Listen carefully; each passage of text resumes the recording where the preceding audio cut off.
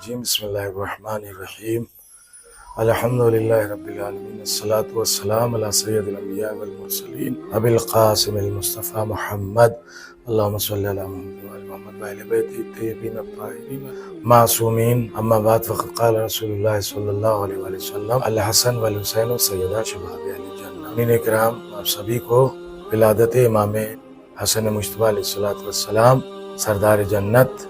بہت بہت مبارک ہو آپ سبھی کو، اور خصوصیت کے ساتھ امام زمانہ علیہ السلام اور مراجع کرام کی خدمت میں اس خوشی کی مبارکباد پیش کرتا ہوں۔ آئیے تھوڑی دیر حسب معمول امام کی خصوصیات کے اوپر روشنی ڈالتے ہیں۔ پہلے آپ کے تاریخ تولد کے سلسلے میں 3 ہجری 15 رمضان المبارک آپ اس دنیا میں تشریف لائے، اور ولادت کے موقع پر نام رکھنے کی رسم میں نہ حضرت علی نے سبقت کی اور نہ حضرت زہرا نے، خود رسول اکرم نے بھی وحی کا انتظار کیا، اور جبرائیل امین یہ پیغام الہی لے کر آئے کہ علی بمنزلہ ہارون ہے، تو ان کے فرزند کا نام ہارون کے فرزند کے نام پر شبر رکھ دو، یا عربی زبان کے اعتبار سے حسن، اور اس طرح زہرا کے اس پہلے فرزند کا نام حسن طے ہو گیا، اور یہ نام خزانے قدرت سے عطا کیا گیا تھا، اس لیے کہ اس سے پہلے یہ نام کسی کا نہ تھا۔ القاب میں زکی، طیب، سبط رسول اور بنس سے رسول سید مشہور لقب ہے، کنیت ابو محمد ہے، جس کا تذکرہ مسلسل زیارات اور روایات میں وارد ہوا ہے۔ ولادت کے بعد پہلی غذا رسول اکرم کی زبان مبارک سے حاصل کی، جو ظاہری اعتبار سے اثرات رسالت کے منتقل کرنے کا ایک ذریعہ تھی۔ عقیقہ کی رسم بھی رسول اکرم نے ادا کی، اور اس طرح اسلام میں اس مبارک رسم یا سنت رسول کا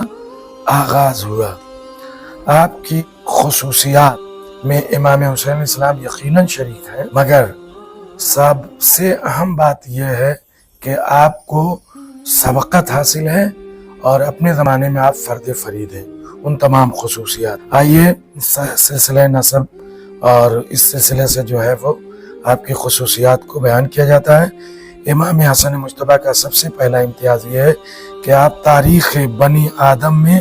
وہ پہلے انسان ہیں جو معصوم ماں باپ کے ذریعے عالم وجود میں آئے، اور آپ کے والدین کو وہ عصمت مطلقہ حاصل ہے جس کی مثال انبیاء کرام اور اولیاء خدا کی تاریخ حیات میں بھی نہیں ملتی۔ آپ پہلے وہ انسان ہیں جنہیں رب العالمین نے وہ اوصاف اضافی عطا فرمایا جن کی نظیر کائنات میں کہیں نہیں ہے۔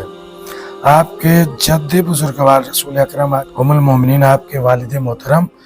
جناب مولا کائنات، آپ کی والدہ گرامی صدیقہ طاہرہ فاطمہ الزہرا، آپ کے چچا حضرت عقیل و جعفر طیار، آپ کی پھوپھی حضرت ام ہانی، جن کے گھر کو مسجد الحرام کا مرتبہ دیا گیا ہے، آپ کے دادا حضرت ابو طالب، جنہیں محسن اسلام اور مربی رسول اکرم ہونے کا شرف حاصل۔ ظاہر ہے کہ ان شرف میں، ان اوصاف میں امام حسین بھی شریک ہیں، لیکن اس حقیقت سے انکار نہیں کیا جا سکتا کہ رب العالمین نے یہ شرف امام حسن کو امام حسین سے پہلے عنایت کیا، لہٰذا اس اعتبار سے آپ اپنے دور میں اس شرف کے اعتبار سے بالکل منفرد ہیں۔ اگرچہ آل محمد میں باہمی طور پر کمالات کا موازنہ نہیں ہو سکتا، سب ایک نور کے ٹکڑے اور ایک حقیقت نورانیہ کے اجزاء ہیں۔ آئیے امام خصوصیت کو اس انداز سے بھی دیکھا جائے۔ مثال کے طور پر امام حسن کی قوت شامہ اس قدر قوی تھی کہ گھر میں داخل ہوتے ہی مادر گرامی سے فرمایا کہ میں اپنے نانا کی خوشبو محسوس کر رہا ہوں۔ حدیث کے ساتھ جو لوگ بھی پڑھتے ہیں انہیں معلوم ہے، جس سے یہ بھی اندازہ ہوتا ہے کہ امامت کی قوت احساس عام انسانوں سے بلندتر اور قوی تر ہوتی ہے، اور یہ بھی معلوم ہوتا ہے کہ نبوت کے جسم میں ایک خوشبو ہوتی ہے جس کا ادراک ہر شخص کو حاصل نہیں ہوتا، اور اس کے لیے امام حسن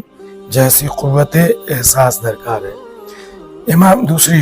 جو ہے وہ خصوصیت، امام حسن کی قوت بصارت یا بصیرت اس قدر قوی تھی کہ جب مولا کائنات نے پس پردہ بیٹھ کر بیٹے کا بیان سننا چاہا تو فوراً فرما دیا کہ مادر گرامی آج میرے بیان میں روانی نہیں ہے، اور میری زبان میرا ساتھ نہیں دے رہی ہے، ایسا معلوم ہوتا ہے کہ میرا سردار مجھے دیکھ رہا ہے۔ امام حسن نے اس بیان سے بھی واضح کر دیا کہ مجھے سرکار دو عالم نے جوانان جنت کا سردار قرار دیا ہے، لیکن میں اپنے پدر بزرگوار کو باپ کے بجائے اپنا سردار کہہ کر یاد کر رہا ہوں، تاکہ دنیا کو یہ اندازہ ہو جائے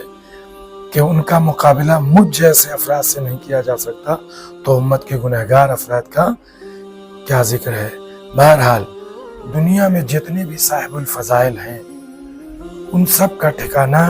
جنت ہے، اور جنت کی سرداری حسن اور حسین، اور سردار بہرحال رتبے کے اعتبار سے بلند ہوتا ہے۔ اس لیے میں یہ کہوں گا کہ امام حسن علیہ السلام کی عظمت پر یہ حدیث انتہائی عظیم نشانہ ہے، اور رسول کا یہ فرمانا کہ حسن اور حسین سے سیدہ شباب اہل جنہ، جنت کے جوانوں کے سردار ہیں، یہ ان کی عظمت کے لیے کافی ہے۔ وآخر دعوانا الحمد